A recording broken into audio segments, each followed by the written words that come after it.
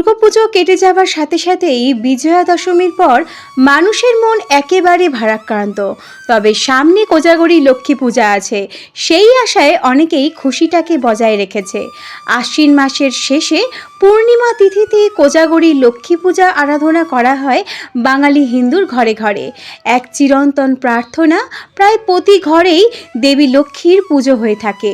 লক্ষ্মী হলেন ধন সম্পদের দেবী। ধন সম্পদের আশায় ঘরে ঘরে কোজাগরীর লক্ষ্মী পূজা হয়ে থাকে। নারী পুরুষ নির্বিশেষে এই পুজোয় অংশগ্রহণ করেন সবাই। সকলেই প্রায় সারা বছর প্রতি বৃহস্পতিবার লক্ষ্মী পুজো করে থাকেন। এছাড়াও আশ্বিন সংক্রান্তি, পৌষ সংক্রান্তি, চৈত্র সংক্রান্তি এবং পূর্ণিমাতেও লক্ষ্মী পুজো হয়।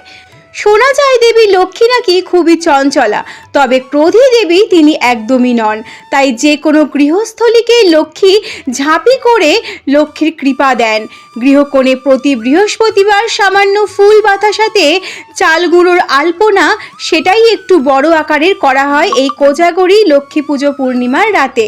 গবেষকদের মতে বাংলার কোজাগরী লক্ষ্মী পুজোর সঙ্গে ওতপ্রোতভাবে জড়িয়ে রয়েছে কৃষি সমাজের গভীর প্রভাব। অবশ্য তার প্রমাণ মেলে পুজোর উপকরণ আর আচার অনুষ্ঠান দেখে। কোজাগরী লক্ষ্মী পুজোর সঙ্গে একেবারে জড়িয়ে আছে আলপনা। পশ্চিমবাংলার বিভিন্ন প্রান্তে লক্ষ্মী পুজোর আলপনায় দেখা যায় আঞ্চলিকতার প্রভাব।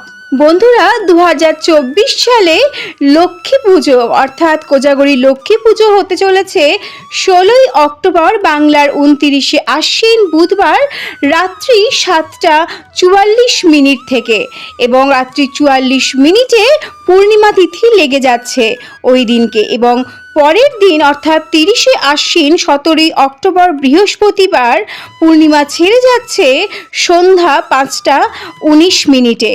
বন্ধুরা, আপনারা যারা যারা পুজো করতে চান, এই কোজাগরী লক্ষ্মী পুজো কিন্তু বুধবার দিনকেই সেরে ফেলতে হবে। সন্ধে 7:44 পরই লেগে যাচ্ছে পূর্ণিমা তিথি। তো বন্ধুরা, এই ভিডিওটি আপনাদের যদি ভালো লেগে থাকে একটি লাইক করে দেবেন এবং চ্যানেলটিকে সাবস্ক্রাইব করে রাখবেন আরও নতুন নতুন তথ্য পেতে। ধন্যবাদ।